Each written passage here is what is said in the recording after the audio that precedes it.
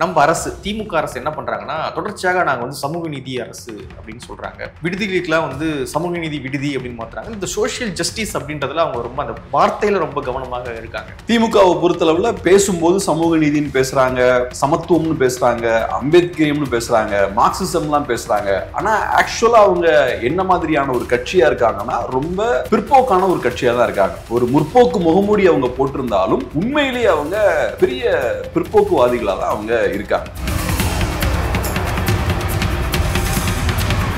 பக்கத்து ஸ்டேட் கர்நாடகா, அங்க காங்கிரஸ் பார்ட்டி இந்த விஷயத்த பண்றாங்க. சாதிவாரி கணக்கெடுப்பை எடுக்கிறாங்க, நிறைய எதிர்ப்பு வருது, பிஜேபி அதை அப்போஸ் பண்றாங்க. இதெல்லாம் தாண்டி சித்தாராமையா போல்டா இந்த விஷயத்த பண்றாரு. திமுக இதை செய்ய மாட்டேங்கிறாங்க, திமுகவுக்கு இதை செய்ய முடியல. திமுக அப்படின்ற அந்த கட்சியை பொறுத்தளவுல அவங்க சாதியத்துக்கு எதிரான ஒரு கட்சி கிடையாது. சொசைட்டில ஒரு சாதிய ரீதியான ஒரு கட்டமைப்பு இருக்கு. திமுக அதுக்கு எதிராக எதுவும் பண்ணல, அதுக்குள்ள தங்களை ஃபிட் பண்ணிக்கிட்டாங்க. இந்த கேஸ்ட் சிஸ்டமால திமுகவுக்கு நிறைய லாபங்கள் வருது. எலெக்ஷன் ரீதியா ஓட்ஸாவும் சரி, பினான்சியலாவும் அவங்களுக்கு இதுல நிறைய லாபங்கள் இருக்கு. சோ இந்த சாதிய கட்டமைப்பு உடைஞ்சிடக்கூடாது அப்படின்றதுல திமுக ரொம்ப கவனமா இருக்காங்க. டேட்டா மக்களுக்கு தான் இல்ல, கட்சிக்காரங்களுக்கு எல்லா டேட்டாவும் இருக்கு. ஒவ்வொரு தெருவுல என்ன கம்யூனிட்டி, என்ன சாதி, மதம், யார் யார் இருக்காங்கன்றது எல்லாம் உங்களுக்கு தெரியும். சோ தெரிஞ்சுதான் நீங்க ரெப்ரசன்டேஷன் கொடுக்காம வச்சிருக்கீங்க. டிடிவி அவர்களை அண்ணாமலை அவர்கள் மீட் பண்ணியிருக்காரு. டிடிவி அவர்கள் எடப்பாடி பழனிசாமி அவர்கள் மீதும் பாஜக மீதும் கடுமையான விமர்சனங்களை முன்வைத்த பிறகும் அண்ணாமலை அவர்கள் டிடிவி அவர்களை மீட் பண்ணி பேசியிருக்காங்க. கூட்டணிக்குள்ள சில சலசலப்புகள் இருக்கு, அதை சரி செய்யறதுக்கான முயற்சிகள்ல நான் ஈடுபட்டு இருக்கேன் அப்படின்ற மாதிரியான ஒரு இமேஜை அவரு மெயின்டைன் பண்ண முயற்சி பண்றாரு. ஸோ இது என்ன மெசேஜ்னு பார்த்தோம்னா, இது பாஜக தலைமைக்கான மெசேஜ். நான் ஹாப்பியா இல்லை, நீங்க என்ன கார்னர் பண்றீங்க, எனக்கு கொடுக்க வேண்டிய ஸ்பேஸை நீங்க கொடுக்கல, ஸோ நான் என்னால முடிஞ்ச ப்ரெஷரை நான் போடுவேன். திமுகவை விமர்சிக்கும் விஜய்க்கும் எதிர்காலத்தில் நாம் ராஜ்யசபா சீட் தரும் நிலை வரும் என அமைச்சர் பெரிய கருப்பன் பேசியுள்ளார். திமுகவை இன்னைக்கு விமர்சிக்கக்கூடிய விஜய்க்கும் நாளைக்கு நம்ம ராஜ்யசபா சீட் தரக்கூடிய ஒரு காலம் வரும் அப்படின்னு இவரு பேசுறாரு. இது எவ்வளவு நக்கலான பேச்சு. கமலை தான் சொல்றோம். ஸோ அப்ப கமல் அவங்க எப்படி பாக்குறாங்க? கமல் இப்படிதான் உங்கள மாதிரி தான் ஒரு காலத்துல எங்களை அப்போஸ் பண்ணி தான் பேசினாரு, இன்னைக்கு எங்க கண்ட்ரோல்ல இருக்காரு, நாங்க அவருக்கு ஒரு சீட்டை கொடுத்து எங்க பாக்கெட்ல தான் இப்போ வச்சிருக்கோம் அப்படின்ற மாதிரி அவர் பேசுறாரு. ஸோ இது நம்ம புரிஞ்சுக்க வேண்டிய விஷயம் என்னன்னா, இந்த சிறிய கட்சிகளுக்கு இவ்வளவுதான் மரியாதை. துபாயில் ஏஷியா கப் 2025 வந்து நடந்துட்டு இருக்கு. அதில் இந்தியா வீரர்களும் பாகிஸ்தான் வீரர்களும் வந்து விளையாடுறாங்க. அப்பொழுது அவங்களுடைய அணுகுமுறையை பார்க்கும்பொழுது கொஞ்சம் ஆக்வர்டாக இருக்கு. மேட்ச் முடிஞ்சதுக்கு அப்புறம் ஹேண்ட் ஷேக் பண்ணல, இதெல்லாம் ரொம்ப தப்பான விஷயம். நீங்க பாகிஸ்தானி பிளேயர்ஸ் எதிரியா பார்க்கணும்னு அவசியம் கிடையாது. இது கொஞ்சம் நெக்ஸ்ட் லெவலுக்கு அவங்க போறாங்க. என்னதான் ஆனாலும் நம்ம கேம் ஆடுறோம்னா ஒரு ஸ்போர்ட்ஸ்மேனா நம்ம கேம் ஆடணும். ஆபரேஷன் சிந்தூர்ன்றது வேற, இது வேற. அப்ப அதை நீங்க உள்ள கொண்டு வரணும் அப்படின்னு நினைச்சுக்கிறீங்கன்னா, அவங்க கிட்ட நீங்க ஹேண்ட் ஷேக் பண்ண மாட்டோம், நாங்க அந்த அளவுக்கு தகுதியானவர்கள் அவர்கள் இல்லைன்னு நினைச்சீங்கன்னா நீங்க விளையாடவே கூடாது.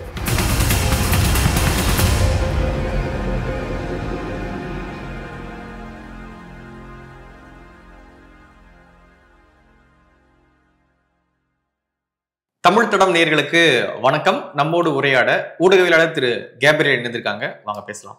வணக்கம். வணக்கம்.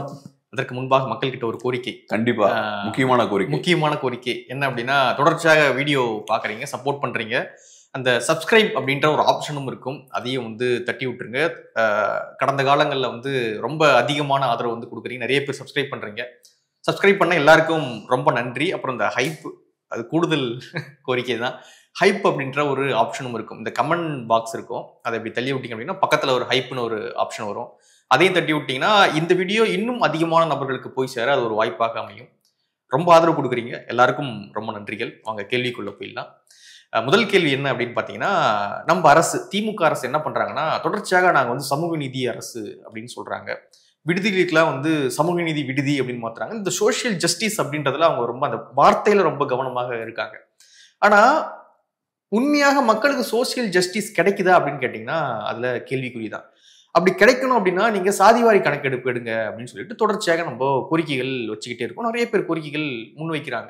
ஆனா இவங்க என்ன பண்றாங்க அப்படின்னா, அந்த அதிகாரம் ஒன்றிய அரசு கிட்ட தான் இருக்கு, நம்ம எடுக்க முடியாது அப்படின்னு சொல்லிட்டு நிராகரிக்கிறாங்க. ஆனா நேற்று வந்து கர்நாடகாவில் சாதிவாரி கணக்கெடுப்பு எடுக்க துவங்கியிருக்காங்க அப்படின்ற செய்தி வந்து நம்ம பார்க்க நேர்ந்தது. எப்படி பாக்குறீங்க? அவங்க சோசியல் ஜஸ்டிஸும் பேசல, மேடைக்கு இப்படி தம்பட்டெல்லாம் அடிச்சுக்கல, ஆனா அவங்க என்ன பண்ணணுமோ அதை கரெக்டா பண்ணிட்டு இருக்காங்க. ஆனா நம்ம மேடைக்கு தம்பட்டம் அடிக்கிறோம். ஆனா என்ன பண்ணணுமோ கிரவுண்ட்ல அது வந்து நடக்க மாட்டேது. எப்படி பாக்குறீங்க? முதல்ல சப்ஸ்கிரைபர்ஸ்க்கு ரொம்ப நன்றி. எங்களோட ரிக்வஸ்ட்டை ஏற்று எல்லாம் சப்ஸ்கிரைப் பண்ணியிருக்கீங்க, ரொம்ப நன்றி. அதே மாதிரி மகாபிரபுவுக்கும் ரொம்ப நன்றி, அருமையான ஒரு கோரிக்கையை முன் வச்சதுக்கு. ஸோ இது காட்டக்கூடிய விஷயம் என்னன்னா, திமுகவோட குணம், திமுகவோட கேரக்டரை காட்டுது. திமுகவை பொறுத்தளவுல பேசும்போது சமூக நீதினு பேசுறாங்க, சமத்துவம்னு பேசுறாங்க, அம்பேத்கரியம்னு பேசுறாங்க, மார்க்சிசம்லாம் பேசுறாங்க. ஆனா ஆக்சுவலா அவங்க என்ன மாதிரியான ஒரு கட்சியா இருக்காங்கன்னா, ரொம்ப பிற்போக்கான ஒரு கட்சியா தான் இருக்காங்க. ஒரு முற்போக்கு முகமூடி அவங்க போட்டிருந்தாலும் உண்மையிலேயே அவங்க பெரிய பிற்போக்குவாதிகளா தான் அவங்க இருக்காங்க. இப்ப நீங்க தமிழ்நாட்டுல காங்கிரஸ் பார்ட்டியை வீழ்த்தி தான் நீங்க பவருக்கு வரீங்க. சோ அதுக்கான ஜஸ்டிபிகேஷன் என்ன? காங்கிரஸ் பார்ட்டி மோசமான கட்சி, அவங்க தமிழ் மக்களை சரியா ரெப்ரசன்ட் பண்ண மாட்டேங்கிறாங்க, அங்க குறிப்பிட்ட சில கம்யூனிட்டிஸ்க்கு பெரிய ரெப்ரசன்டேஷன் இருக்கு, ஆதிக்க சாதியினர் நீங்க சொல்லக்கூடியவங்களுக்கு ரெப்ரசன்டேஷன் அதிகமா இருக்கு, நாங்க முற்போக்காளர்கள், நாங்க இந்த மாதிரியான பிரச்சனைகள்லாம் எங்க கிட்ட கிடையாது, நாங்க ரொம்ப முற்போக்காளர்கள்னு சொல்லிதான் நீங்க மக்களை கன்வின்ஸ் பண்றீங்க, காங்கிரஸ் பார்ட்டியை வீழ்த்துறீங்க, பவருக்கு வரீங்க. இன்னைக்கு காங்கிரஸ் பார்ட்டியால செய்ய முடிகிற விஷயத்த உங்களால செய்ய முடியல. பக்கத்து ஸ்டேட் கர்நாடகா, அங்க காங்கிரஸ் பார்ட்டி இந்த விஷயத்த பண்றாங்க, சாதிவாரி கணக்கெடுப்பை எடுக்கிறாங்க, நிறைய எதிர்ப்பு வருது, பிஜேபி அதை அப்போஸ் பண்றாங்க, இந்துக்களை பிரிக்க முயற்சி பண்றாங்க அப்படின்ற ஒரு குற்றச்சாட்டை பிஜேபி வைக்கிறாங்க, மற்ற அமைப்புகளும் காங்கிரஸ் பார்ட்டியை எதிர்க்கிறாங்க. இதெல்லாம் தாண்டி சித்தாராமையா போல்டா இந்த விஷயத்த பண்றாரு. திமுக இத செய்ய மாட்டேங்கிறாங்க, திமுகவுக்கு இத செய்ய முடியல. இவ்வளவு நாள் நீங்க ஆட்சி பண்ணிருக்கீங்க, சமூக நீதினு பேசுறீங்க, இதெல்லாம் தாண்டி இன்னைக்கு பெரிய பலம் வாய்ந்த ஒரு கட்சி, நாங்க எங்களுக்கு எதிர்ப்பே இல்லை அப்படின்ற மாதிரி பேசுறீங்க. பட் இருந்தாலும் காங்கிரஸ் பார்ட்டியால செய்ய முடிகிற வேலைய தமிழ்நாட்டுல உங்களால பண்ண முடியல. சோ இந்த வீரர்களுக்கு, இந்த பலம் பொருந்தியவர்களுக்கு ஏன் இதை பண்ண முடியல அப்படின்ற ஒரு கேள்வி நேச்சுரலா எழுது. சோ என்ன பொறுத்தளவுல நான் எப்படி பார்க்கிறேன்னா, நம்ம ஏற்கனவே இதை பேசியிருக்கோம். திமுக அப்படின்ற அந்த கட்சியை பொறுத்தளவுல அவங்க சாதியத்துக்கு எதிரான ஒரு கட்சி கிடையாது. சொசைட்டில ஒரு சாதிய ரீதியான ஒரு கட்டமைப்பு இருக்கு. திமுக அதுக்கு எதிராக எதுவும் பண்ணல, அதுக்குள்ள தங்களை ஃபிட் பண்ணிக்கிட்டாங்க. இங்க இருக்கக்கூடிய அந்த கேஸ்ட் ஸ்ட்ரக்சருக்குள்ள திமுக தங்களை ஃபிட் பண்ணிக்கிட்டாங்க. இப்ப என்ன ஆகுது, இந்த சிஸ்டமோட நல்லா அடாப்ட் ஆயிட்டாங்க திமுக. சோ இப்ப இந்த கேஸ்ட் சிஸ்டமால திமுகவுக்கு நிறைய லாபங்கள் வருது. எலெக்ஷன் ரீதியா ஓட்ஸாவும் சரி, பினான்சியலாவும் அவங்களுக்கு இதுல நிறைய லாபங்கள் இருக்கு. சோ இந்த சாதிய கட்டமைப்பு உடைஞ்சிடக்கூடாது அப்படின்றதுல திமுக ரொம்ப கவனமா இருக்காங்க. இதுதான் இப்ப இங்க இருக்கக்கூடிய பிரச்சனை. ரெண்டாவது, இப்ப சாதிவாரி கணக்கெடுப்பு எடுக்கணும்னா என்ன நடக்க போகுது? ஒன்னும் பெரிய தப்பு இல்ல, இருக்கக்கூடிய ஃபேக்ட்ஸ் அது கொண்டு வர போகுது. இந்தந்த மக்கள் இந்தந்த நம்பர்ல இருக்காங்க, எண்ணிக்கையில இருக்காங்க, அவங்களோட பெர்சன்டேஜ் இது அப்படின்ற அந்த டேட்டா மட்டும் வெளியே வரப்போகுது. அந்த டேட்டாவை பார்த்து ஏன் திமுக பயப்படுறாங்க? திமுகவை பொறுத்தளவுல திமுகவுக்குள்ள ஒரு விதமான ஒரு கேஸ்ட் ஹைரார்கி இருக்கு. இன்ஃபேக்ட் அந்த கேஸ்ட் ஹைரார்கி டிஃபரெண்டான கேஸ்ட் ஹைரார்கி. தமிழ்நாடு சொசைட்டில இருக்கிற கேஸ்ட் ஹைரார்கியை விட திமுகன்ற அந்த கட்சிக்குள்ள இருக்கக்கூடிய அந்த கேஸ்ட் ஹைரார்கி கொஞ்சம் டிஃபரெண்டான ஒரு ஹைரார்கி. சோ மக்கள் பார்த்தாங்கன்னா அவங்களுக்கே புரிஞ்சிடும். எண்ணிக்கையில மைனாரிட்டிஸா இருக்கக்கூடியவங்களுக்கு திமுக கட்சிக்குள்ள ரெப்ரசன்டேஷன் அதிகமா இருக்கு. முக்கியமான பவர்ஃபுல்லான மினிஸ்டர்ஸ் எல்லாம் யாரா இருக்காங்கன்னு பார்த்தா சில மைனாரிட்டிஸ் வந்து ரொம்ப பவர்ஃபுல்லா இருக்காங்க. பட் ஆக்சுவலா அவங்களோட எண்ணிக்கையை பார்த்தோம்னா கிரவுண்ட்ல ரொம்ப கம்மியா இருக்கு. இந்த விஷயம் அம்பலப்பட்டு போயிடும். தமிழ்நாட்டுல தமிழ் மக்கள் மெஜாரிட்டியா இருக்கக்கூடிய கம்யூனிட்டிஸ் பார்த்தோம்னா திமுக அவங்களுக்கு பெரிய ரெப்ரசன்டேஷன் இருக்காது. நிறைய மக்கள் இருக்கக்கூடிய கம்யூனிட்டிஸுக்கு ரெப்ரசன்டேஷன் திமுக கம்மியா இருக்கும், கொஞ்சமா இருக்கவங்களுக்கு திமுகவுக்குள்ள ரெப்ரசன்டேஷன் அதிகமா இருக்கும். சோ அதனால எந்த சாதிய கட்டமைப்பை அப்போஸ் பண்ணாங்களோ, எந்த சாதியத்தை திமுக அப்போஸ் பண்ணாங்களோ, ஏறக்குறைய அதே விஷயத்த வேற விதத்துல அடாப்ட் பண்ணி இப்ப அவங்க கட்சிக்குள்ள வச்சிருக்காங்க. அதை பாதுகாக்கவும் முயற்சி பண்றாங்க.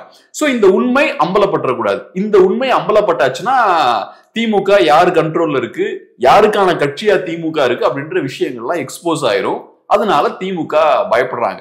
சோ இங்க பிரச்சனை என்னன்னா, திமுகன்ற கட்சிக்கு இங்க சிக்கல் இருக்கு, அதனாலதான் திமுக இதுல பதறாங்க. காங்கிரஸ் பார்ட்டிக்கு போல்டா பண்ண முடியுது பாருங்க. சோ எங்களுக்கு இதனால இழக்கிறதுக்கு எதுவும் இல்ல, எங்க கட்சியில அந்த மாதிரியான சிக்கல்கள்லாம் எதுவும் இல்ல, எல்லாருக்கும் ஈக்குவலா ரெப்ரசன்டேஷன் இருக்கு.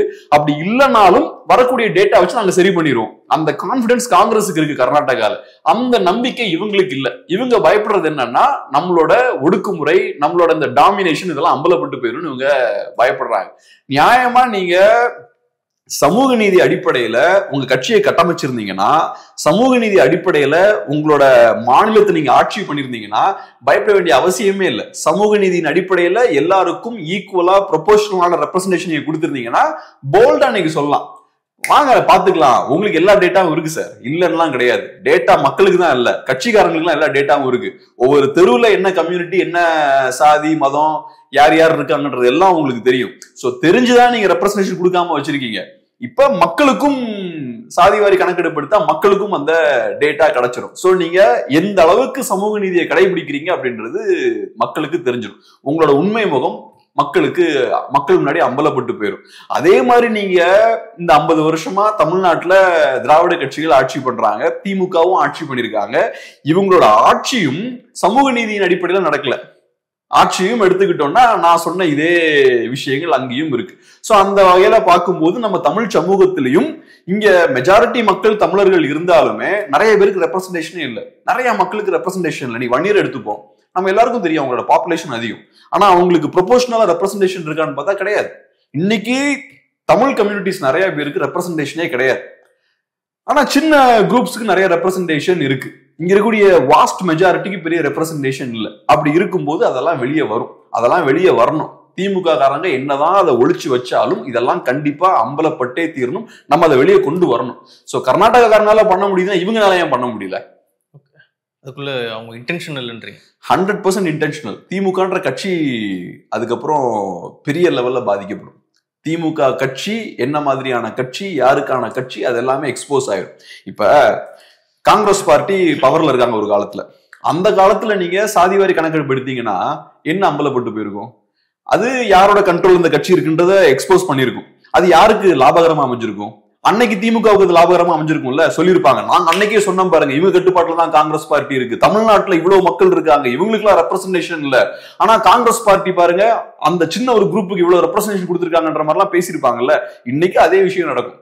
இன்னைக்கும் நீங்க சாதிவாரி கணக்கெடுப்பு எடுத்தீங்கன்னா உங்க கட்சியோட வண்டவாளம் தண்டவாளம் ஆகும், எல்லாம் வெளியே வரும். வந்துச்சுன்னா மக்களுக்கு தெரியும், ரைட், இந்த கட்சி பேசுறதுதான் மார்க்சிசம், பேசுறதுதான் சமூக நீதி, பேசுறதுதான் அம்பேத்கரியம், ஆனா செய்யற வேலைகள் எல்லாம் பார்த்தோம்னா ஒடுக்குமுறைய சார்ந்த விஷயங்களை தான் இவங்க பண்ணிட்டு இருக்காங்கன்றது அம்பலப்பட்டு போகும். இந்த இஷ்யூல கூட்டணி கட்சிகள் அழுத்தம் போடணும். விசிகேவா இருக்கலாம், கம்யூனிஸ்டுகளா இருக்கலாம், இவங்க எல்லாம் அழுத்தம் போடணும். அவங்க அழுத்தம் போடுறாங்க. அது வந்து மத்திய அரசுக்கு, ஏங்க நீங்க பண்ணுங்கன்றாங்க. இவங்க கிட்ட அதிகாரம் வச்சுக்கிட்டு இவங்களும் மத்திய அரசு கிட்ட சொல்றாங்க. கரெக்ட். கூட்டணி கட்சிகளும் மத்திய அரசை வந்து கை கட்டுறாங்க. மத்திய அரசு சொல்லிட்டாங்க, நாங்க எடுப்போம்ட்டாங்க. அது 26ல எடுப்போம் அப்படின்ற மாதிரி அவங்க சொல்லியிருக்காங்க. ஆனா திமுக அரசு கண்டிப்பாக எடுக்காது அப்படின்றது தெரியுது. இவங்க முடிஞ்ச அளவுக்கு அது நடக்காம இருக்குன்னு தான் யோசிப்பாங்க. அதை எடுக்க கூடாது அப்படின்றதுதான் இவங்களோட முக்கியமான எண்ணமா இருக்கும். ஆனா இதுல ஆச்சரியம் என்னன்னா, இங்க தமிழ் மக்கள் ஏகப்பட்ட பேருக்கு எந்த ரெப்ரசன்டேஷனும் இல்லை. இன்னைக்கு திருமாவளவன் அவர்கள் ஒரு கட்சி நடத்திட்டு இருக்காரு, விசிகேன்ற ஒரு கட்சி நடத்திட்டு இருக்காரு. அது காரணம் என்ன? ஏன்னா ஒடுக்கப்பட்ட மக்களுக்கு இங்க பொலிட்டிக்கல் ரெப்ரசன்டேஷனே இல்லை. அந்த ரெப்ரசன்டேஷனை ஒடுக்கப்பட்ட மக்கள் வாங்கணும்னா தனியா ஒரு கட்சி அமைத்து இந்த கட்சிகளோட கூட்டணி வைத்து அவங்களோட சண்டை போட்டு பிரஷர் போட்டு அவங்க கிட்ட இருந்து கொஞ்சம் சீட்ஸ் வாங்கணும். அந்த வகையில தான் நமக்கு கொஞ்சம் சீட்ஸ் கிடைக்குது. அதுவும் இப்ப இவங்க எல்லாம் பாத்தீங்கன்னா பவர்ஃபுல் எம்எல்ஏஸ் எல்லாம் இருக்க மாட்டாங்க. இவங்க இன்ஃபேக்ட் டிஎம்கேட கண்ட்ரோல்ல இருப்பாங்க. இந்த எம்எல்ஏஸ் எல்லாம் இன்னைக்கு விசிக்கு எடுத்துக்கிட்டீங்கன்னா நிறைய எம்எல்ஏஸ் அவங்க டிஎம்கேட கண்ட்ரோல்ல தான் இருக்காங்க. சோ இதுதான் யதார்த்தமான சூழல்.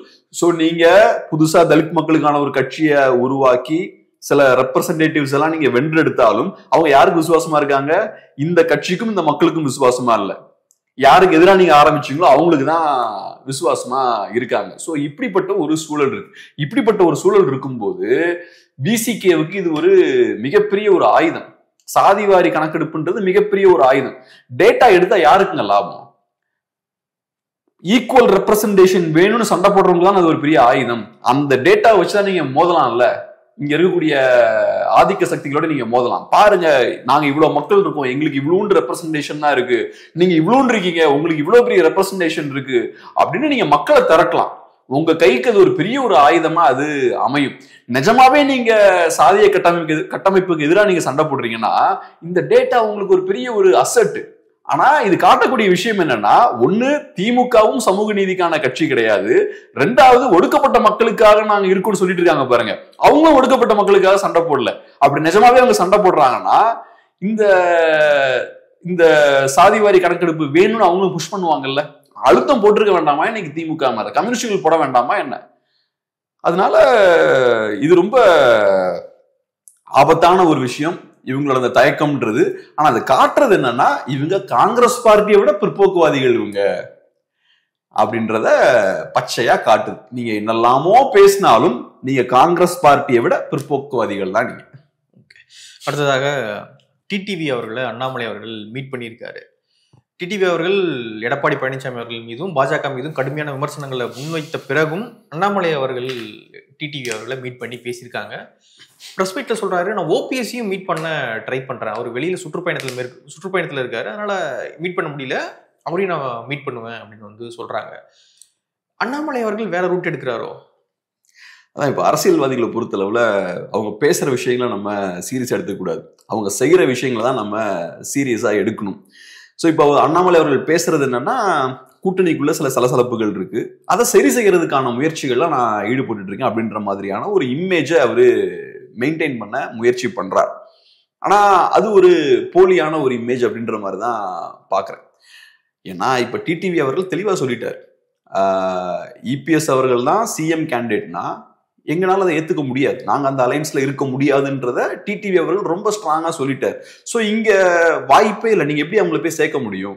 ஓபிஎஸ் அவர்கள் மேபி ஏதோ ஒரு வகையில ஓபிஎஸ் அகாமடேட் பண்ணலாம்னு சொல்றாங்க, பட் அது கூட கஷ்டம் தான். ஏன்னா ஓபிஎஸ் அவர்களுமே இபிஎஸோட லீடர்ஷிப்பை ஏத்துக்கல, இபிஎஸ் அவர்களை சிஎம் கேண்டிடேட் அவருமே அக்செப்ட் பண்ணல. ஸோ அவரையுமே உள்ள கொண்டு வரதுன்றது கஷ்டமான விஷயம் தான். இதுல அண்ணாமலை அவர்கள் ஸ்டேட் பிரசிடென்ட்டும் கிடையாது.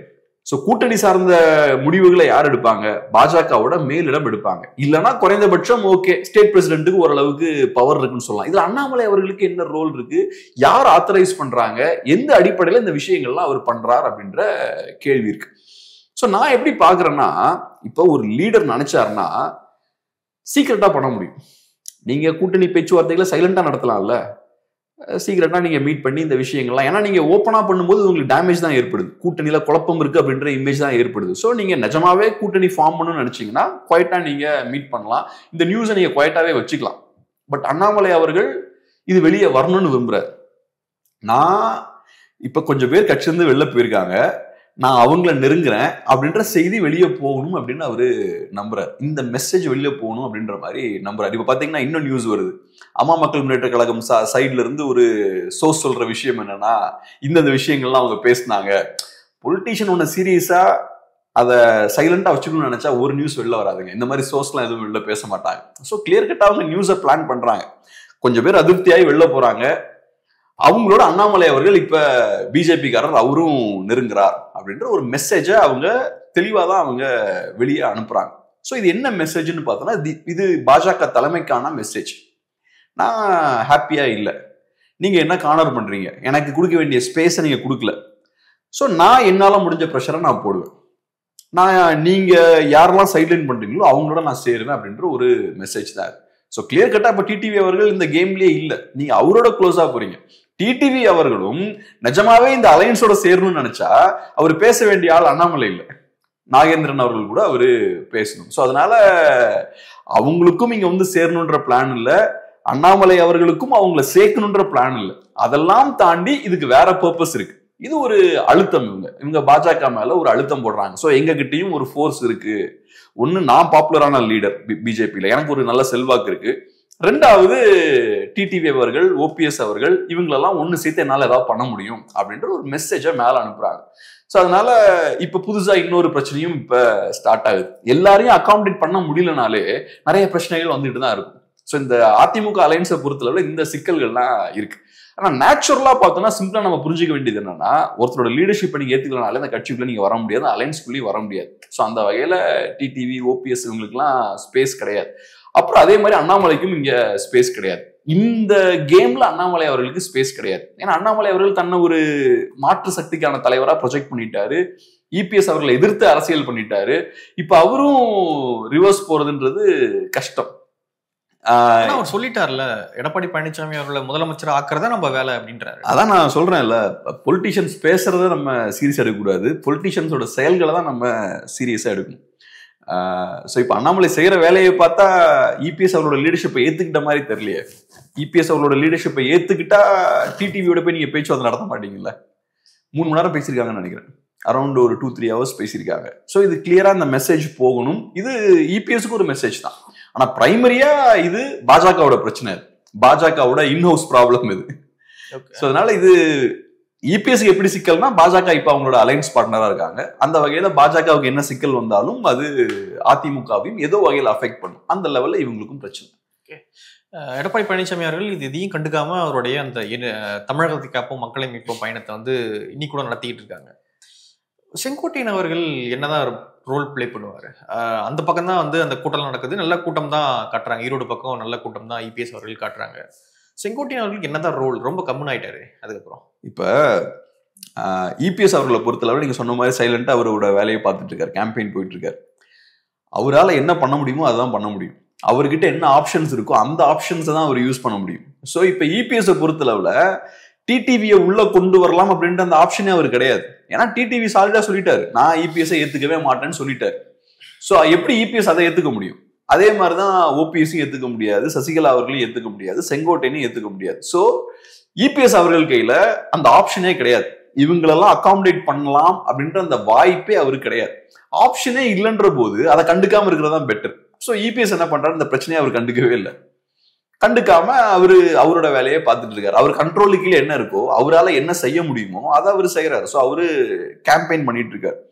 செங்கோட்டையன் அவர்களுக்கு அவருக்கும் பெரிய ஆப்ஷன் கிடையாது. அவர் குவைட்டா மட்டும் தான் இருக்க முடியும்னு நான் பாக்குறேன். இப்ப செங்கோட்டையன் அவர்கள் அமித்ஷா அவர்களை போய் சந்திக்கிறார், அதுக்கப்புறம் குவைட் ஆயிட்டார். ஸோ இதை எப்படி புரிஞ்சுக்கலாம்? பிஜேபி இதை விரும்பலன்னா நம்ம புரிஞ்சுக்கணும் இல்லையா? செங்கோட்டையன் அவர்கள் பாஜகவோட க்ளோஸா இருக்காரு, ஓபிஎஸும் பாஜகவோட க்ளோஸா இருக்காரு, டிடிவியும் பாஜகவோட க்ளோஸா இருக்காரு. இவங்க எல்லாருமே அதிருப்தியா தான் இருக்காங்க. ஆனா இதுல யாரு பிரச்சனை கொடுக்கறது? டிடிவி மட்டும்தான் பிரச்சனை கொடுக்குறாரு. சோ பாஜகவை மீறி செயல்படுறது டிடிவி மட்டும் தான் பண்றாரு. ஓபிஎஸும் செங்கோட்டையனும் குவைட் ஆயிட்டாங்க. அது காரணம் என்னன்னா, ஓபிஎஸ்க்கு கட்சி இல்லை, செங்கோட்டையனுக்கும் அதே மாதிரி கட்சி இல்லை. ஓபிஎஸ்க்காவது கொஞ்சம் சப்போர்ட்டர்ஸ் இருக்காங்க, செங்கோட்டையனுக்கு சப்போர்ட்டர்ஸும் பெருசா இல்லை. சோ அவங்கனால டிடிவி மாதிரி பிரஷர் போட முடியாது பாஜக மேல. டிடிவிக்கு ஒரு கட்சி இருக்கு, ஓட் பேஸ் இருக்கு, பெர்சன்டேஜ் எனக்கு இவ்வளவு இருக்குன்னு அவருக்கு தெரியும். சோ சேலஞ்ச் பண்றாரு. இவங்க 2 பேருக்கும் அதுவும் இல்லாதனால, கட்சியும் இல்ல, பெரிய ஃபாலோவர்ஸும் இல்லாதனால இவங்க குவைட்டா இருக்காங்க. சோ பாஜக இவங்க பெருசா சவுண்ட் கொடுக்கறத விரும்பல. எலெக்ஷன் கிட்ட வருது, கொஞ்சம் அமைதியா இருந்தா பெட்டரா இருக்கும் அப்படின்ற ஸ்டாண்ட்ல தான் பாஜக இருக்காங்கன்னு நினைக்கிறேன். அதனாலதான் செங்கோட்டையன் அமைதியா இருக்காருன்னு நான் பாக்குறேன். செங்கோட்டையன் நினைச்சா பெருசா எதுவும் பண்ண முடியாது. ஆனா அவர் பிரஸ்ஸை மீட் பண்ணலாம். பிரஸ்ஸை மீட் பண்ணி 2-3 பிரஸ் மீட்டை வரிசையா கொடுக்கலாருன்னு வச்சுப்போமே, வாரத்துக்கு ஒருக்கா. அதுவே அதிமுக பெரிய குடைச்சலை கொடுத்துக்கிட்டே தான் இருக்கும். இபிஎஸ் அங்க கேம்பெயின் பண்ணுவாரு, யாரும் அதை கவர் பண்ண மாட்டாங்க, செங்கோட்டையன் முன்னாடி எல்லாம் ஓடுவாங்க.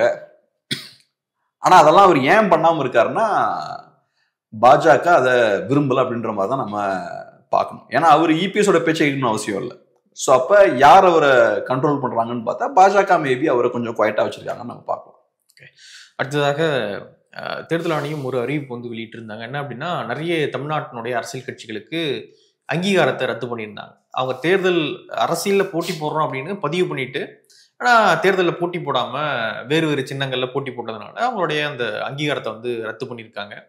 குறிப்பாக சொல்லணும் அப்படின்னா, ஜான் பாண்டியன் அவர்கள், அப்புறம் ஜவாஹீருல்லா, இது போல நிறைய தமிழ்முன் அன்சாரின்னு நினைக்கிறேன், அவங்க நிறைய கட்சிகளுடைய அந்த அங்கீகாரத்தை ரத்து பண்ணியிருக்காங்க தேர்தல் ஆணையம்.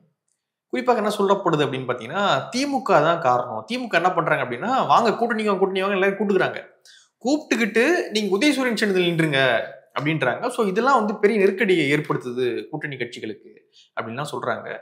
எப்படி பாக்குறீங்க இந்த சம்பவத்தை? இன்னைக்கு இந்த நியூஸ் பாத்தீங்கன்னா, கரூர் மாவட்டத்துல காங்கிரஸ் நிர்வாகி ஒருத்தங்க, கவிதான்னு நினைக்கிறேன் அவங்க பேர், அவங்கள திமுக காரங்க சேர்த்திருக்காங்க. இப்ப யோசிச்சு பாருங்க, கூட்டணியில இருக்காங்க, காங்கிரஸும் டிஎம்கேவும் கூட்டணியில இருக்காங்க. கூட்டணி கட்சியில் இருக்கக்கூடிய ஒரு லோக்கல் லீடரை திமுக அவங்க கட்சியில சேர்க்கிறாங்க. இதை எப்படி புரிஞ்சுக்கலாம்? கூட்டணி தர்மம் அப்படின்ற விஷயத்தெல்லாம் அவங்க மதிக்கவே இல்லை. அது போக திமுக ஒரு லாங்குவேஜ்ல பேசுறாங்க, அவங்க ஒரு டிஃப்ரெண்டான ஒரு மொழியில பேசுறாங்க.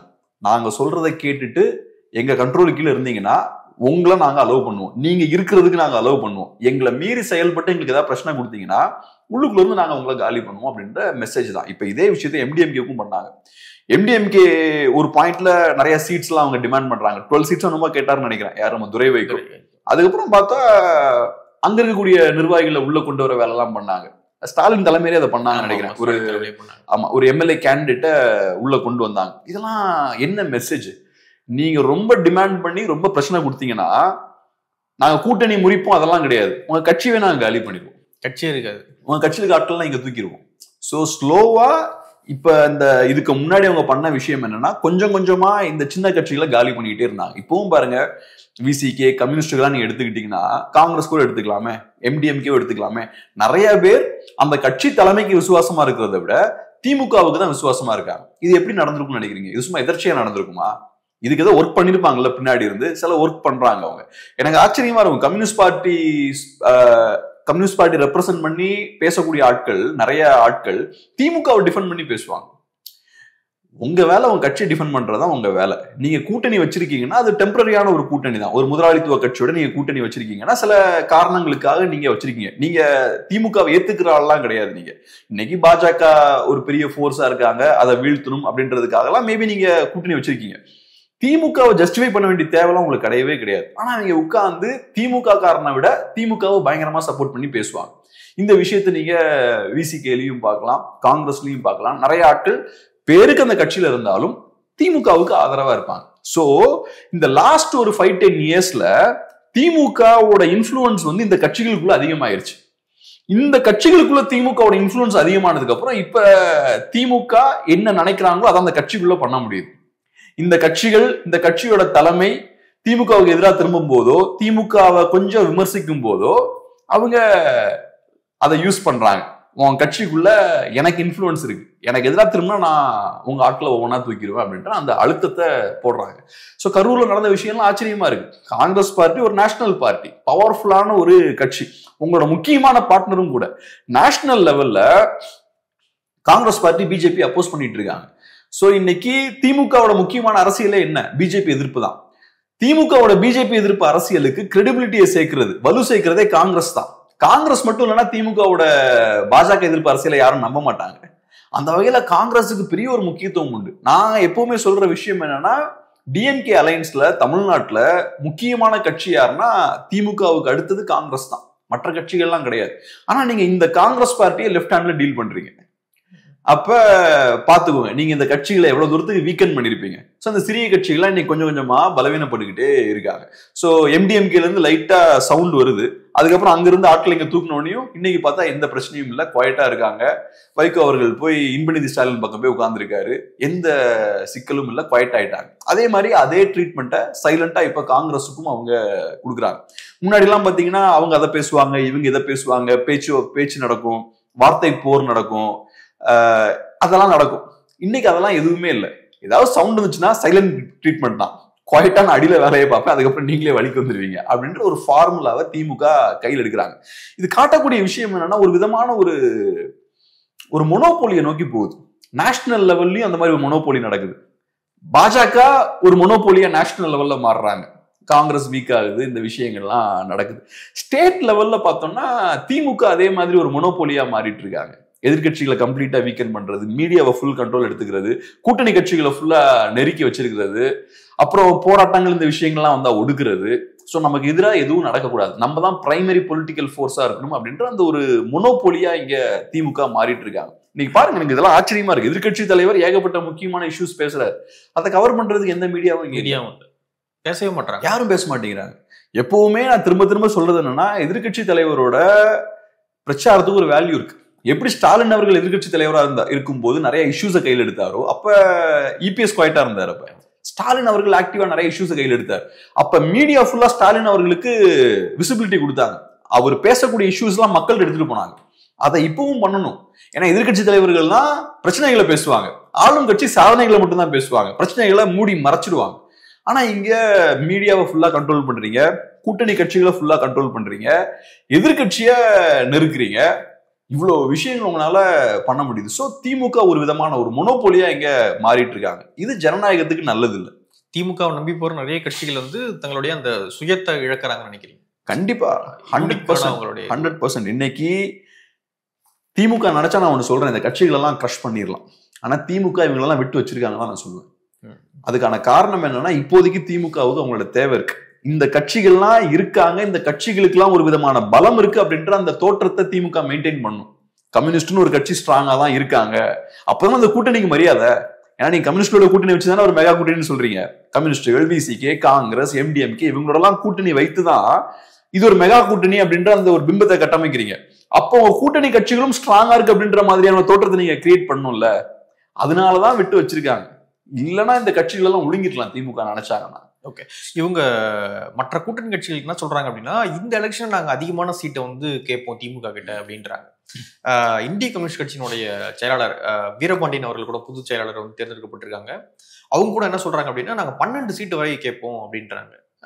சண்முகம் அவர்கள் சிபிஎம் அவங்களும் சொல்றாங்க நாங்க அதிகமான சீட்டை கேட்போம், விசிகாவும் நாங்க அதிகமான சீட்டு கேட்போம், துறை வைக்கவும் நாங்க அதிகமான சீட்டு கேட்போம், காங்கிரஸும் நாங்க அதிகமான சீட்டு கேட்போம்.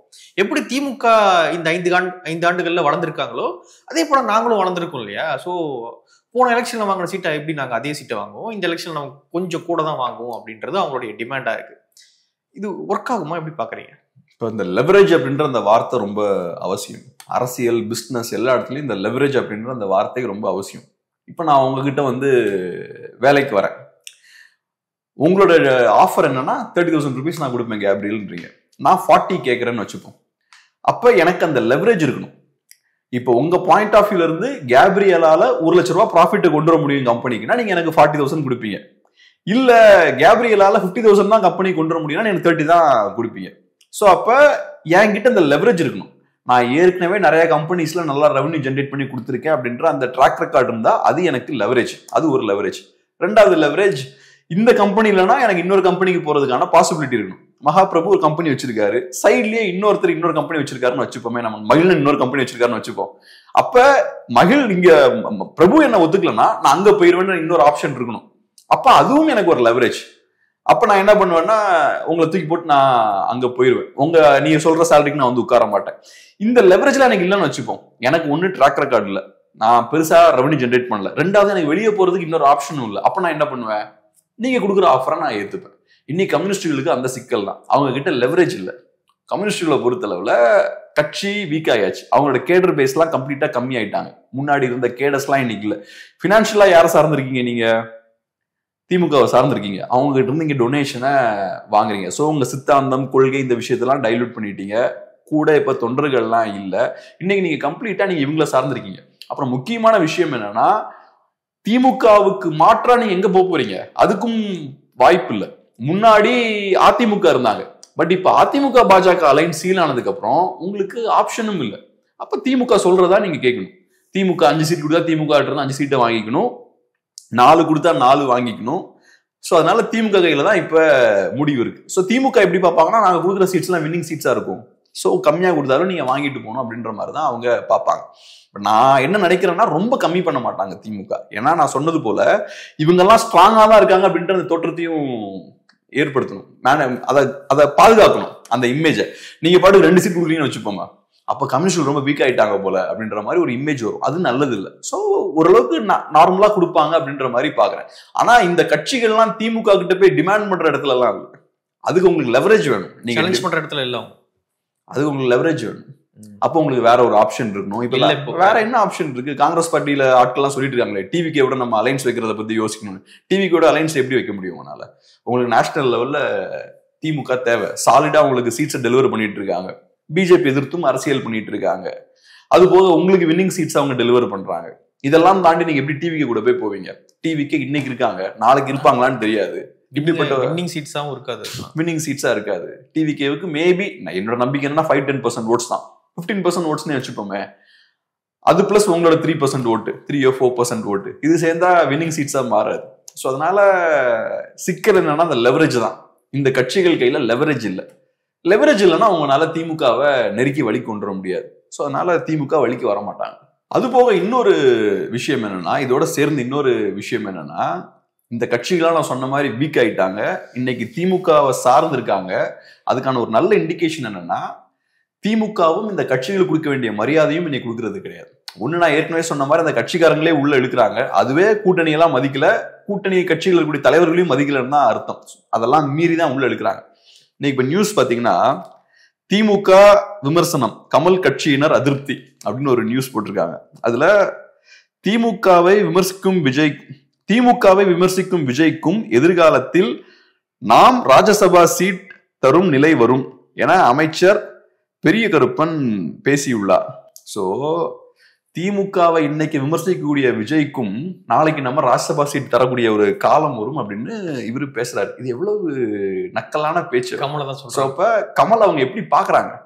கமல் இப்படிதான் உங்களை மாதிரிதான் ஒரு காலத்துல எங்களை அப்போஸ் பண்ணி தான் பேசினாரு, இன்னைக்கு எங்க கண்ட்ரோல்ல இருக்காரு, நாங்க அவருக்கு ஒரு சீட்டை கொடுத்து எங்க பாக்கெட்ல தான் இப்ப வச்சிருக்கோம் அப்படின்ற மாதிரி அவர் பேசுறாரு. கமல்ஹாசன் பொலிட்டீஷியனா, வீக்கான பொலிட்டீஷியனா இருக்கலாம், இப்ப வந்த பொலிட்டீஷியனா இருக்கலாம், ஆனா அவர் தமிழ்நாட்டுல ஒரு பெரிய ஒரு லெஜெண்டரி ஆக்டர், ஒரு பெரிய ஒரு ஆர்டிஸ்ட்.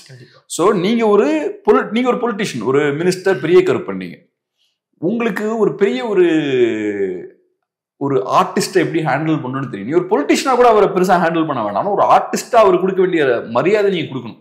அது கூட கொடுக்காம உங்க எதிரியை நீங்க கேலி பண்ணா கூட பரவாயில்ல, உங்க கட்சியோட க்ளோஸா இருக்கக்கூடிய ஒருத்தர் இந்த மாதிரி நீங்க டீல் பண்றீங்க. அப்ப எப்படி நம்ம புரிஞ்சுக்கலாம்? பெரிய கருப்பன் தமிழ்நாட்டை விட்டு தாண்டினா யாருன்னே தெரியாது, ஆனா கமலஹாசன் தமிழ்நாடு முழுக்க, இந்தியா முழுக்க தெரியும் இல்லையா? இவர் இப்ப சொல்றாரு மரியாதை தரணும்ல அவங்களுக்கு. இவரு அசால்ட்டா இன்னைக்கு டீல் பண்றாரு. அது இன்னொரு கூட பார்த்தேன் நானு, கருப்பழனியப்பனா பழக்கருப்பையாவா, அதாவது டைரக்டர் இருப்பார் இல்லையா, அவரு கருப்பழனியப்பன். அவரு என்ன சொல்றாருன்னா, இதே கான்செப்ட், இதே தான் அவரும் சொல்றாரு. நாளைக்கு விஜய் நம்ம கிட்ட தான் வருவாரு, நம்ம தான் ராஜ்யசபா சீட் தர போறோம் அப்படின்ற விஷயத்தையும் அவரும் திமுக மேடையில சொல்றாரு. ஸோ இது நம்ம புரிஞ்சுக்க வேண்டிய விஷயம் என்னன்னா, இந்த சிறிய கட்சிகளுக்கு இவ்வளவுதான் மரியாதை. நீங்க அங்க நெருங்க உங்களுக்கு இவ்வளவுதான் மரியாதை. ஸோ இப்ப கமல்ஹாசன் அவர்களை ஏன் இவ்வளவு சிம்பிளா டீல் பண்றாங்க? அவருக்கு வேற எங்கேயும் போக முடியாது. வேற எந்த கட்சியும் அதுக்கு ராஜ்யசபா சீட் தருவாங்களா? இந்தியாலே வேற எந்த கட்சியும் கொடுக்க மாட்டாங்க, இவங்க மட்டும் தான் கொடுப்பாங்க. ஸோ அப்ப அவருக்கு வேற ஆப்ஷனே கிடையாது. அதே தான் இந்த சின்ன சின்ன கட்சிகளுக்கும்.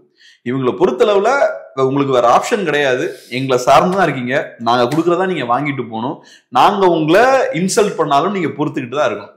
இன்னைக்கு கமல்ஹாசன் மாதிரியான ஒரு பெரிய ஒரு நடிகருக்கு, பெரிய ஒரு ஆர்டிஸ்டுக்கு இதெல்லாம் தேவையா? இந்த பேச்செல்லாம் வாங்கணுமா? பெரிய கருப்பன்னா தமிழ்நாட்டிலே பாதி பேருக்கு தெரியாது, பொலிட்டிக்ஸ் ஃபாலோ பண்றவங்களுக்கு தான் தெரியும். அவரு கமல்ஹாசனை இப்படி ஏறணுமா பேசுறாரு. அது கமல்ஹாசன் அவங்களோட க்ளோஸாகவும் இருக்காரு, எதிரியா இருந்தாலும் பரவாயில்ல, அவங்களோட க்ளோஸா இருக்காரு.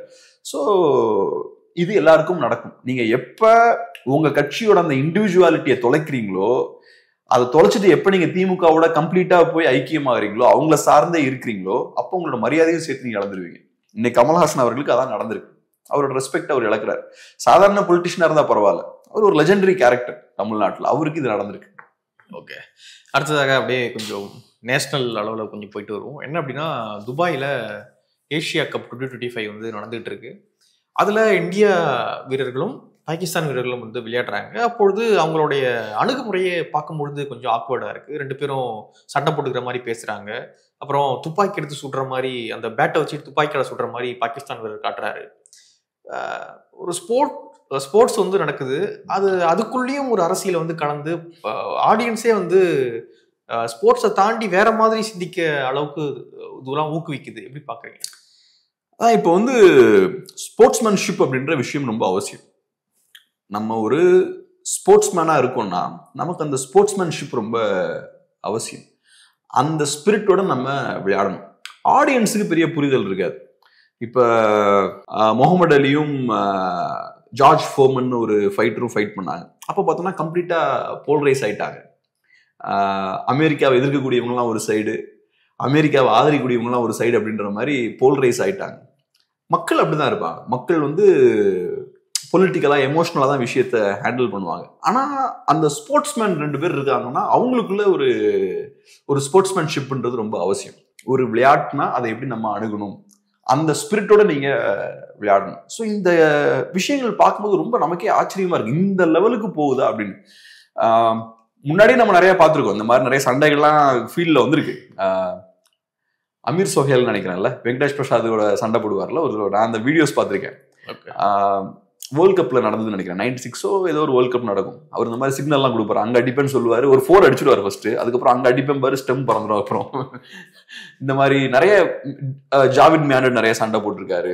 ஸ்ரீலங்கா இஷ்யூ வரும்போது கூட நிறைய பிரச்சனைகள் வருது. ஆனா இது பார்க்கும்போது கொஞ்சம் லிமிட்டை கிராஸ் பண்ணி போறாங்களோ அப்படின்ற மாதிரி தோணுது. இப்போ என்னன்னா, நான் கிரிக்கெட் பார்த்து ரொம்ப நாள் ஆச்சு. ஸோ எனக்கெல்லாம் என் ஃபீல்டுக்கு வந்து கிரிக்கெட்லாம் வரவே வராது. அப்படிப்பட்ட எனக்கே இந்த வீடியோஸ்லாம் வருது. நான் ஒரு வீடியோ பார்க்குறேன், ஒரு பாகிஸ்தானி பிளேயர் இந்த மாதிரி சிக்னல் காட்டுறாரு, ஸோ அவர் சொல்றது என்னன்னா அவங்களுடைய விமானங்களை நாங்க சுட்டு வீழ்த்து இப்படி ஏதோ பண்றாரு அவர். ஆபரேஷன் சிந்தூர். ஆமா, ஆபரேஷன் சிந்தூரை பத்தி பேச அப்புறம் இந்த மாதிரி 6ன்னு காட்டி அப்புறம் 0ன்னு ஏதோ ஒன்று காட்டுறாரு. அது அவர் சொல்ல விரும்புறது என்னன்னா பாகிஸ்தான்ல என்ன மாதிரியான கேம்பெயின் போயிட்டு இருக்குன்னா 6 ரஃபால் விமானங்களை நாங்க வீழ்த்திட்டோன்ற மாதிரி அவங்க ஒரு பிரச்சாரம் பண்ணிட்டு இருக்காங்க. அது பொய் பிரச்சாரம் தான். ஸோ அதை இங்க காட்டுறாரு, 6ன்னு காட்டி இப்படி காட்டுறாரு. உங்க சைட்ல 6 எங்க சைட்ல 0 அப்படின்ற விஷயத்த காட்டுறாருன்னு நினைக்கிறேன்.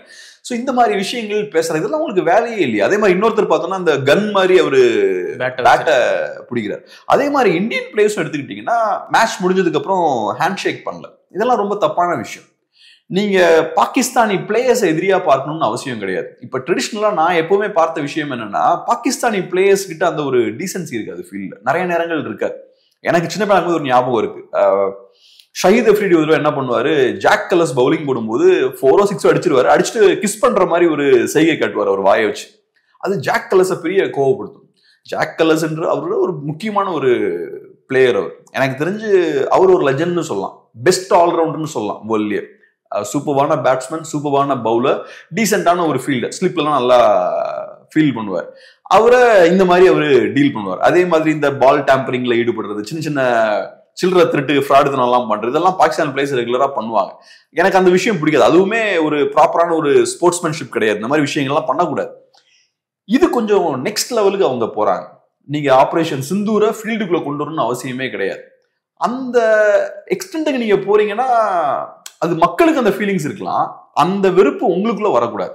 என்னதான் ஆனாலும் நம்ம கேம் ஆடுறோம்னா ஒரு ஸ்போர்ட்ஸ்மேனா நம்ம கேம் ஆடணும்.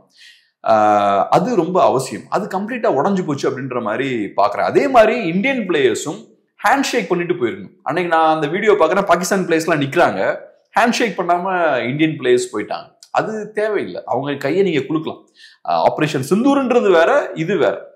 அப்ப அதை நீங்க உள்ள கொண்டு வரணும் அப்படின்னு நினைச்சுக்கிறீங்கன்னா அவங்க கிட்ட நீங்க ஹேண்ட் ஷேக் பண்ண மாட்டோம், நாங்க அந்த அளவுக்கு தகுதியானவர்கள் அவர்கள் இல்லைன்னு நினைச்சீங்கன்னா நீங்க விளையாடவே கூடாது. அப்ப அப்படிப்பட்ட ஆட்களோட நீங்க இப்ப ஏன் கேம் ஆடுறீங்க? ஸோ அதனால இந்த விஷயத்தெல்லாம் ஃபீல்டுக்குள்ள கொண்டு வரதுன்றது ரொம்ப தவறாப்படுது. இந்த விஷயங்கள்லாம் வந்து மக்களை இன்ஃப்ளூயன்ஸ் பண்ணும் அப்படின்னு தெரிஞ்சுதான் பண்றாங்களா, பண்ணட்டும் இன்ஃப்ளூயன்ஸ் பண்ணட்டும் அப்படின்னு தான் பண்றாங்களா, அல்லது எப்படி பாக்குறீங்க? இது தொடர்ச்சியான ஆபரேஷன் சிந்தூர் நடந்ததுனால இது நடக்குதுன்னு மட்டும் சொல்ல முடியாது. எப்பெல்லாம் இந்தியா பாகிஸ்தான் அந்த மேட்ச் வந்து நடக்குதோ அப்போதெல்லாம் ஏதோ ஒரு உரசல் வந்து இருந்துகிட்டே இருக்கும். ஏன் இது நடந்துகிட்டே இருக்கு? இது நடக்குமா அப்படின்னு, நடந்துகிட்டே தான் இருக்குமா அப்படி பாக்குறீங்க? மக்களும் கிரிக்கெட் பிளேயர்ஸும் வேற வேற கிடையாது. அவங்களும் மக்கள் தானே. ஸோ இப்ப பொதுமக்களுக்கு இருக்கக்கூடிய அதே கோபங்கள், அதே ஃபீலிங்ஸ் வந்து கிரிக்கெட் பிளேயர்ஸ்க்கும் இருக்கும். பொதுமக்களுக்கு ஆபரேஷன் சிந்தூரை பொறுத்தளவுல நமக்கு ஒரு கோபம் இருக்கு. பாகிஸ்தான்காரங்க இந்த மாதிரி தொடர்ச்சியா தீவிரவாத செயல்களில் ஈடுபட்டு இருக்காங்க, நமக்கு நிறைய பாதிப்புகள் வருது. இந்த கோபம் நம்ம இந்தியன் மக்களுக்கு இருக்கு. அப்ப அந்த ஃபீலிங் டெஃபினட்டா நம்ம கிரிக்கெட் பிளேயர்ஸுக்கும் இருக்கும். ஆனா அந்த ஃபீலிங்கை நீங்க கிரிக்கெட் கிரவுண்டுக்கு கொண்டு போகாதீங்க. கிரிக்கெட் கிரவுண்டுக்கு போகும்போது ஒரு ஃப்ரெண்ட்லியான ஒரு இண்டிவிஜுவலா நீங்க அங்க போகணும். நீங்க அங்க போய் அந்த கோவத்தை அந்த பிளேயர்ஸ்க்கு நீங்க காட்டக்கூடாது. அவங்க காட்டினாலும் அதை ஒரு டிக்னிஃபைடான முறையில அதை எதிர்கொள்ளணும். கண்டிப்பா நான் ஏற்கனவே சொன்ன மாதிரி பாகிஸ்தானி பிளேயர்ஸ் பார்த்தீங்கன்னா கொஞ்சம் டஃப்பான ஆட்கள் தான் இந்த விஷயத்துல. டஃப்னு நான் சொல்றது சில நேரங்கள்ல அநாகரிகமான விஷயங்கள்லாம் அவங்க பண்ணுவாங்க. இந்த பால் டேம்பரிங் பண்றதா இருக்கலாம், அப்புறம் நான் சொன்ன விஷயங்களா இருக்கலாம், தேவையில்லாத விஷயங்கள் பேசுறதா இருக்கலாம். அதெல்லாம் பாக்குறதுக்கு இரிட்டேட்டிங்கா இருக்கும். நான் சொன்ன அந்த சயீத் அஃப்ரிடி விஷயம்லாம், ஷாஹித் அஃப்ரிடியோட அந்த எபிசோட்லாம் எனக்கே பாக்குறதுக்கு அது ரொம்ப அருவருப்பா இருந்தது. ஜாக் கலஸ் மாதிரியான ஒரு பிளேயர் நீங்க அதை செய்ய வேண்டிய அவசியமே இல்லை. ஏன்னா அவரு ரொம்ப டிக்னிஃபைடான ஒரு பிளேயர், அதை அவரு பண்ணுவார். ஸோ அதனால ஈவன் இன் கேஸ் அவங்க பாகிஸ்தானிஸ் ரொம்ப மோசமா பிஹேவ் பண்ணா கூட நம்ம அவங்க ஸ்டாண்டர்டுக்கு இறங்கி போகணும்னு அவசியம் இல்லை. கிரவுண்ட்ல உட்காந்து கத்திட்டு இருக்கிறது நீங்க பாருங்க. இந்த பாகிஸ்தானுக்கும் ஆப்கானிஸ்தானுக்கும் நடக்கக்கூடிய மேட்ச் எல்லாம் பாத்தீங்கன்னா, அதுவும் நான் அந்த மேட்ச் எல்லாம் பார்த்தது இல்லை, சில வீடியோஸ் எல்லாம் பார்க்கும்போது ஆச்சரியமா இருக்கும். முரட்டுத்தனமா சண்டை போட்டுக்கிறாங்க ரெண்டு டீம் பிளேயர்ஸும், காட்டுத்தனமா சண்டை போட்டுக்கிறாங்க. அதுதான் சொல்லணும், அதான் கரெக்டான வார்த்தை. ரொம்ப பார்பாரிக்கா இருக்குது பார்க்கும்போது. நம்மளும் அந்த மாதிரியான ஒரு ஜோனுக்கு நம்ம போகக்கூடாது. டிஃபென்ஸ் அதெல்லாம் வேற விஷயம், அது கவர்மெண்ட் பார்த்துப்பாங்க, நம்ம சோல்ஜர்ஸ் பார்த்துப்பாங்க, நம்ம ஏர்ஃபோர்ஸ் பார்த்துப்பாங்க.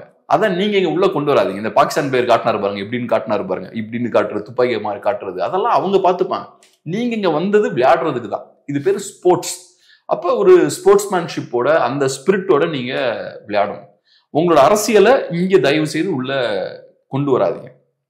அதை பார்க்கும்போது தான் நமக்கு அது சொசைட்டியும் போல்ரைஸ் பண்ணுது. அது சரியில்லை அப்படின்ற மாதிரி தான் எனக்கு தோணுது. ஒரு மாதிரி லிமிட்டை கிராஸ் பண்ணி அவங்க போன மாதிரி தான் எனக்கு ஃபீலிங் இருந்தது. நிறைய விஷயங்கள் நம்மோடு பகிர்ந்துக்கிட்டீங்க. ரொம்ப நன்றி. நன்றி.